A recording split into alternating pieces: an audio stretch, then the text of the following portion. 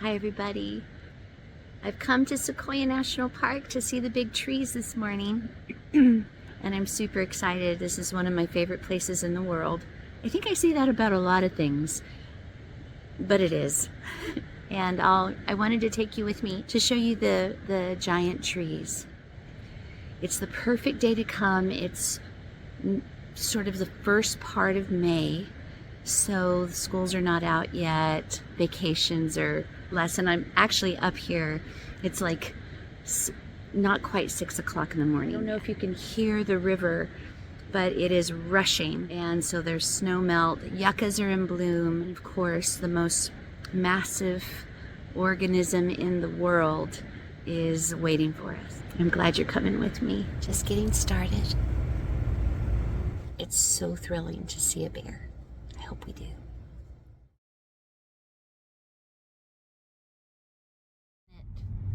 Granite rock up ahead is Moro Rock, M-O-R-O, and there is a path actually that leads to it that I've climbed with my children before. So this is Tunnel Rock.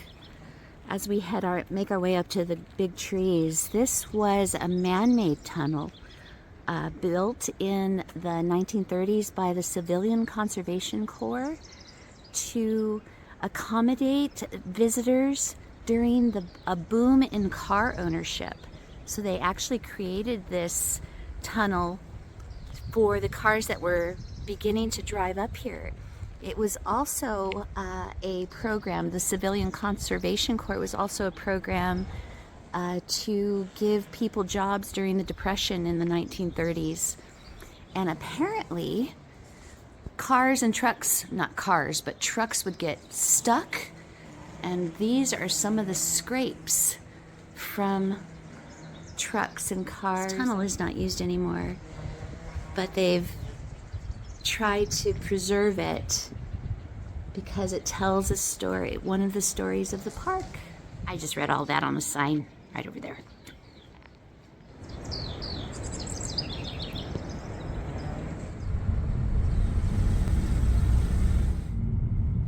I love that Moro Rock gets bigger and bigger the closer we get to the big trees. We're headed up to about 6,000 feet-ish. See the yuccas in bloom up ahead. They're pretty showy. I just love that there's very few people on the road right now. It is the perfect time to be here. In about a week, it's going to be a week. Every day, it's going to get busier and busier here. So I feel very thankful. We still have wildflowers in the second week of May. 60 degrees and lovely, perfect day. It's a perfect day to be in Sequoia National Park. The only unperfect day would be if it was just crowded with people. Like if this road were completely backed up. The sun's rising. There's Moro Rock, getting closer and closer. I wonder if anyone is up at the top of it right now. We're just about to 4,000. Giant trees start to grow at 5,000-ish feet.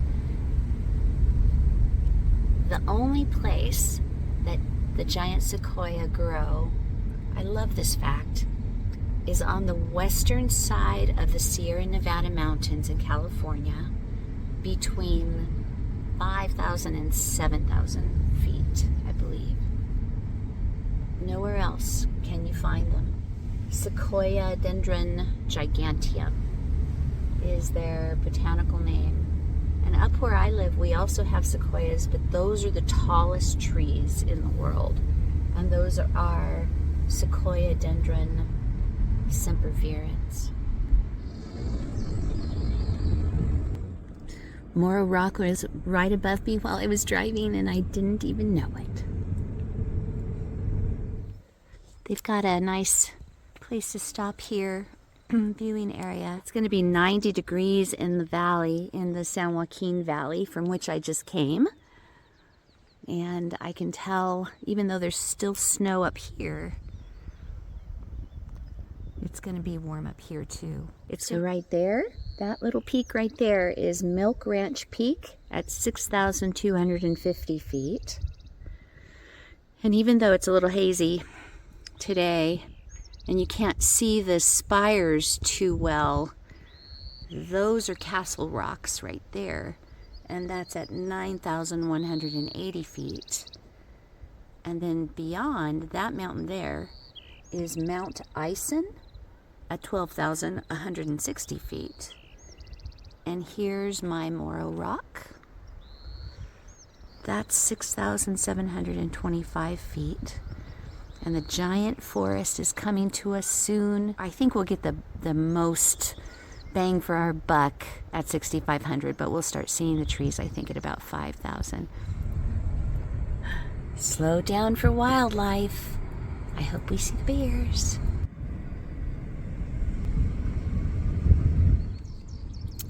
I'm not sure if it was last summer or the summer before,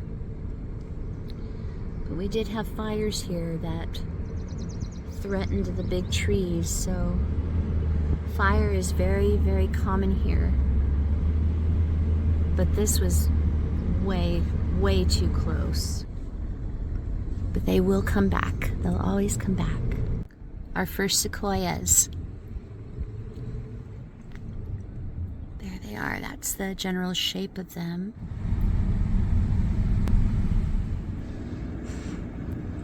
There's a bigger one. Normally when I roll down the windows at this point, I can begin to smell the trees.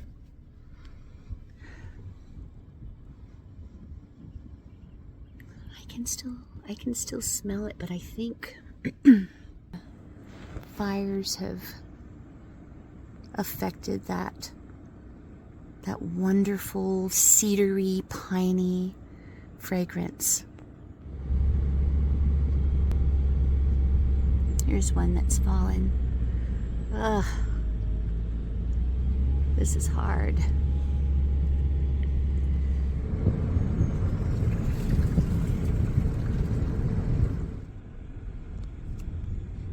Now I'm starting to smell it. Whenever you come up here, remember to roll down your windows at about 5,000 feet.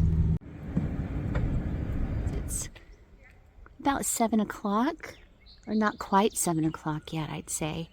But this is the sentinel tree, and it is very cool here because it gives you a sense of how tall it is. So this line here, the horizontal line, is how wide it is at its base, the tree. And then the longitudinal line is how tall it is. And it goes all the way over there past the museum. I hope you can hear the bird song. We are in the giant forest, but I want to take you to the Congress Trail, where we'll see the General Sherman tree and a few others. That trail, the Congress Trail, one of my favorite hikes because it's easy. It's like a 2.5 mile loop, rolling hills only. So most of the climbing that you do for that trail is in your car to get up to it.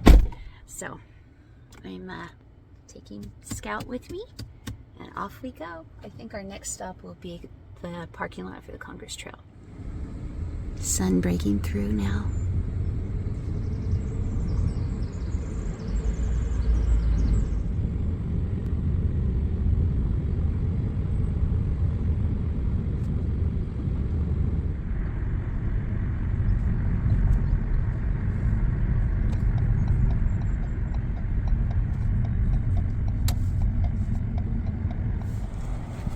And we're here. I'll let that family get a little head start, and then we'll get going. You are now entering the greatest forest in the world. So we'll go see the largest tree on Earth, and we'll take a 2 mile, 2 to 2.5 mile loop trail, rolling, not too hard at all. And I'll show you also why they call this the Congress Trail. Not this part of it, but for a little further on the loop. You're gonna love it. It's a gradual slope right now, headed down to General Sherman, into the giant forest. You are standing on the edge of the giant forest sequoia grove. Sequoia trees grow in front of you, but not behind you. What? Based on the huge size of so many sequoias here, the giant forest appears to provide the best habitat anywhere. General Sherman is certainly the most magnificent, but somehow the trail just seems to get better and better and better the further you go along. So I hope you can see what I mean in a little bit. The tree straight ahead in the middle of our frame is our first look at General Sherman. Its claim to fame as the biggest tree in the world comes from the volume of its trunk. A few other tree trunks are bigger around. Some trees are taller, but no other tree in the world has more wood in its trunk than the Sherman tree. It's the most massive organism on Earth. The Sherman tree's top is dead, so the tree's trunk no longer gets taller. However, its volume keeps increasing. Each year, the trunk grows wider, adding enough wood to equal another good-sized tree. Check out the life-sized footprint of the Sherman tree's trunk on the ground behind you. It gives an idea of the tree's girth, 109 feet around at the ground, and its irregular shape. Natural growth patterns and fire scars cause the uneven shape.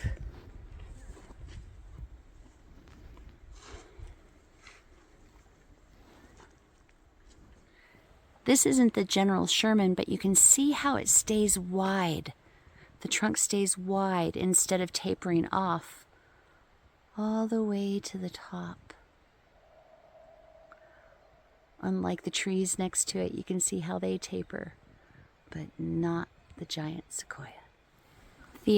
One of the other many striking things about the sequoias are their just gorgeous red bark that just stands out amongst the other trees. I'd like to introduce you to General Sherman.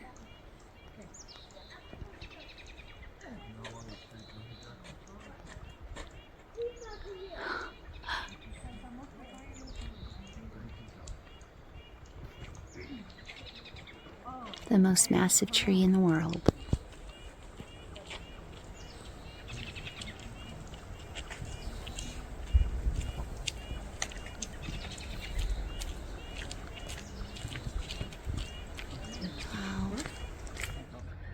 Now we're on the Congress Trail, and it's simply, magnificently, wondrously a walk among the giants.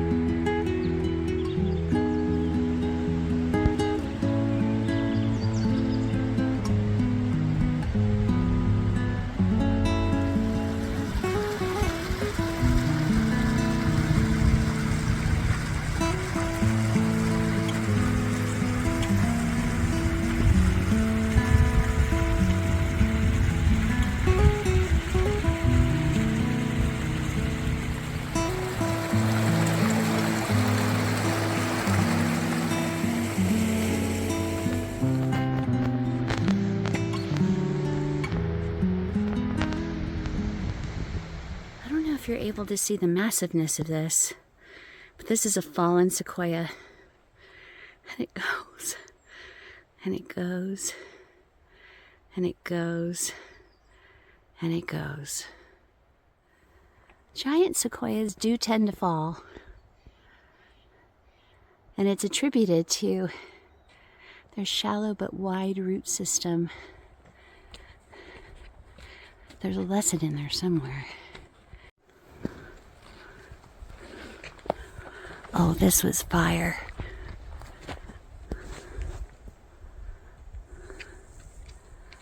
Wow.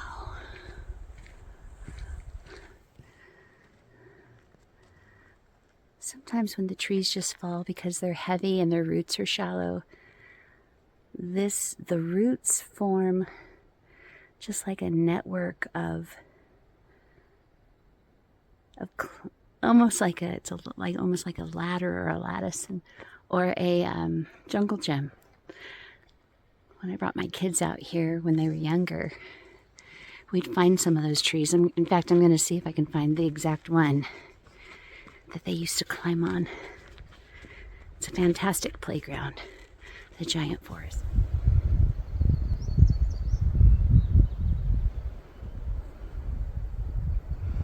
Because their trunks are so massive, when a fire does hit, sometimes, maybe a lot of the time, they survive. They sustain some scarring, but their life force remains.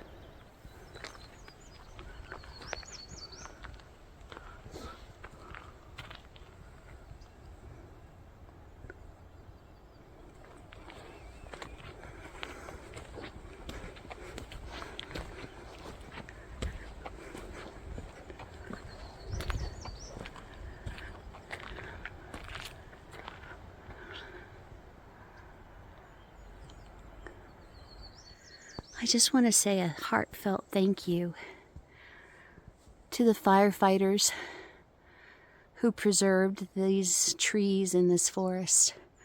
So many of them. Not completely, but largely. No pun intended. This one is quite scarred. That burn goes quite a way up, but there's still a lot more tree above it. How far down does it go? Oh. Not too far down. But wow, it is crazy hollowed out. I don't know if you can see that as well as I'd like you to. That is burn char. Maybe a third of the way up the tree. Quite something. Oh man, lots of burn damage. More than when I was here last time.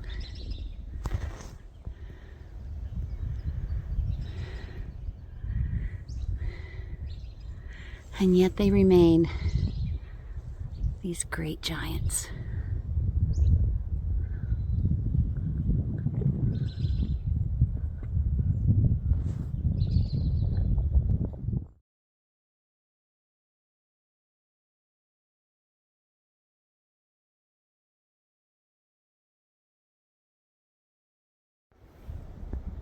Look at this one. This one's burned all the way up. I do not see how it can still be alive. But it looks like it is. The fire didn't get the other half up there.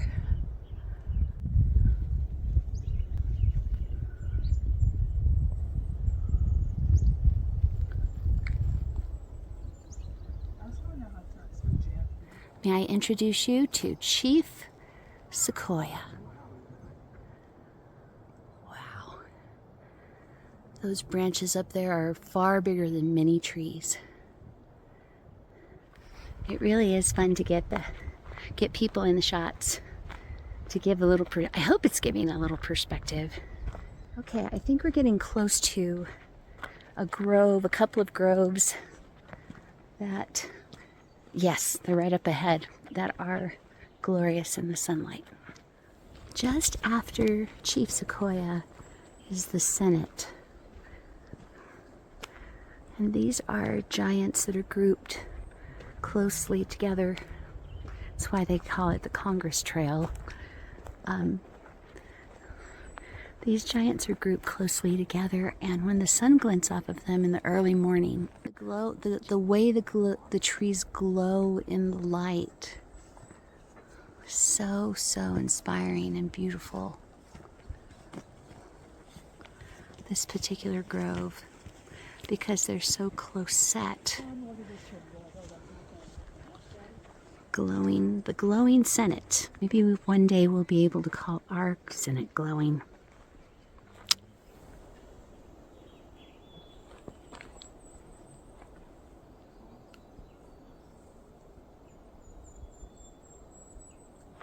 Onward.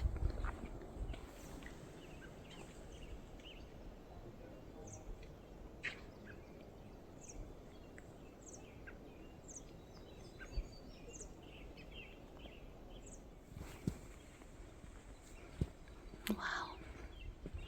It's almost like a work of art.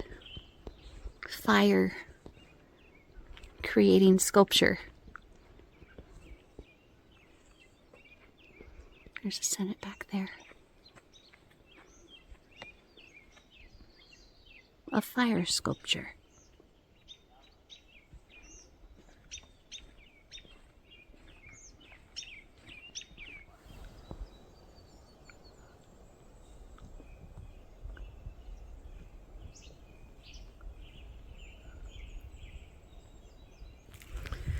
And this is the house.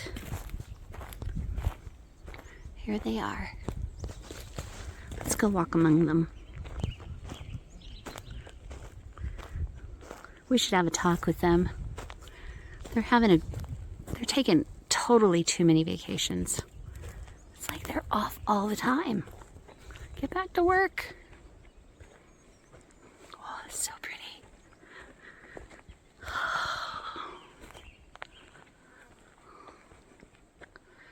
Our Congress in Washington, D.C. is supposed to be, they should be giants among men, the congressmen and women. But they're not yet. I will retain hope. But isn't this glorious? This is the glow.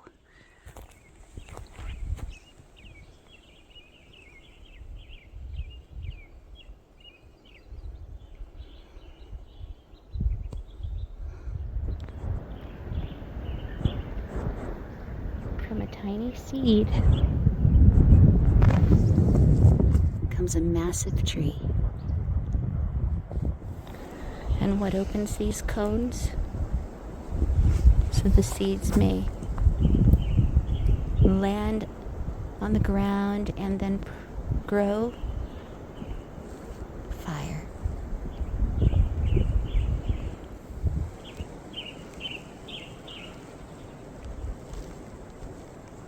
Fire.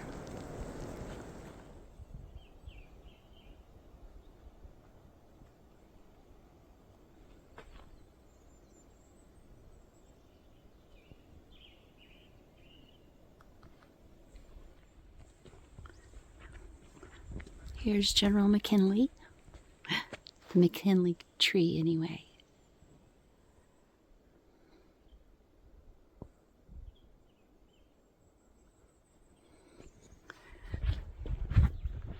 We're not too far from the end now. Little ways, maybe another mile or so. Less than a mile. What is it about being in an area like this? An exceptional area. A wonder and awe creating area that makes me want to speak quietly.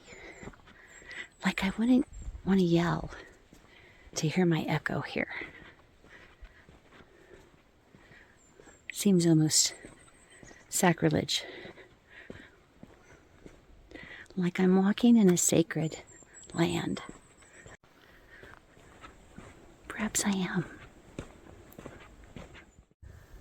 The fragrance is heady here. Definitely. Oh, it's so good.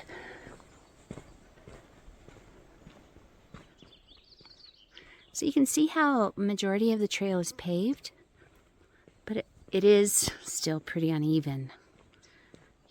You'd want to be careful. You wouldn't want to be taking video and walking at the same time on this trail. I hope my daughter doesn't see this part. I think this is an example, a sister tree that grow together,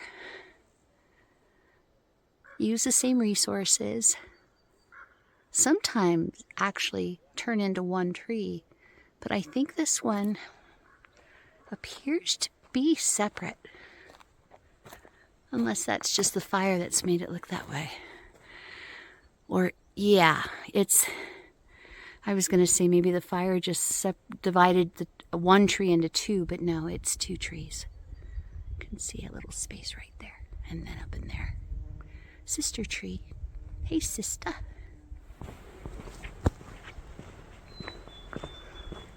Nearing the end of the trail.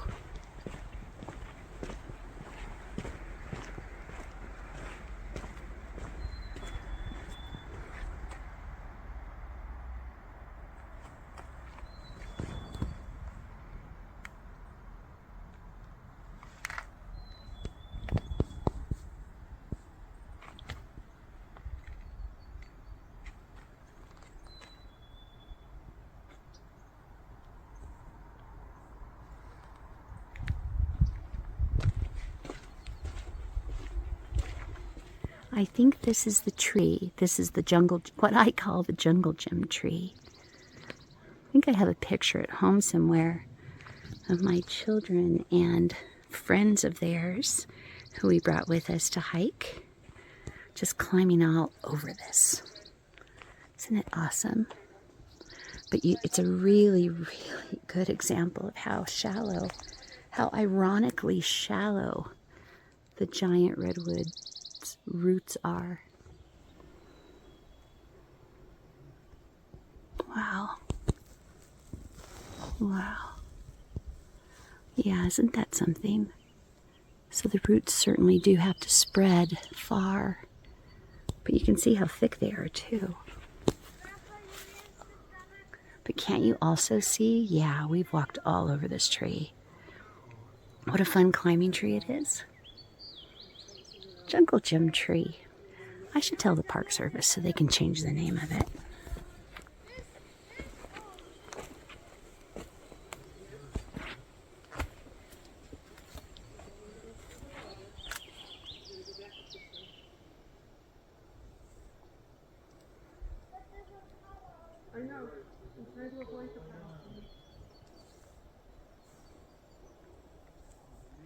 The very first time I discovered this trail, as we near the end, I remember being pretty devastated as my first marriage came to an end. And there was a lot of pain and no money, hardly. I had enough to take a day trip, I thought. And I found out that I was living in Bakersfield at the time, and I found out that Sequoia National Park was about a 3-hour drive from me, which is long, but doable in a day. So I didn't have to stay anywhere. I didn't have to try to find a hotel, an expensive hotel. Any hotel or motel would have been very expensive at that time. And so I came out here, and I didn't hike before that. I don't think I'd ever hiked before. And it was I think that was my first hike ever. And it was this trail. And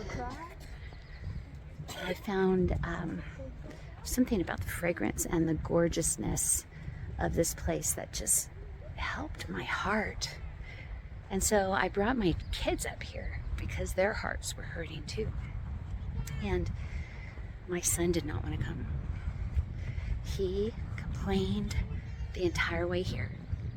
And he was not at all interested in hiking. And so we walked along this trail. And at that time, it's not here anymore. I think it's disintegrated or they've cleared it away. There was a giant tree that had fallen across the trail. And it was at such an angle that people would slide on it. And, oh, is this it up here? No. And it was slick. The surface of it was so smooth and slick because so many people had used it as a slide. And so did we. We used it as a slide that day. And we'd slide down into groups. We'd slide down at one at a time. And it was marvelous fun, sliding down a giant sequoia tree. And then we played on the jungle gym tree. And there was also a tree that was hollowed out that was right next to the trail. I think they must have cleared that away too, but you could fit inside it. So we went and sat inside it. And sitting inside of a fallen giant sequoia tree is amazing. Like, it felt like you could make a house there. A little hobbit hole. Not little.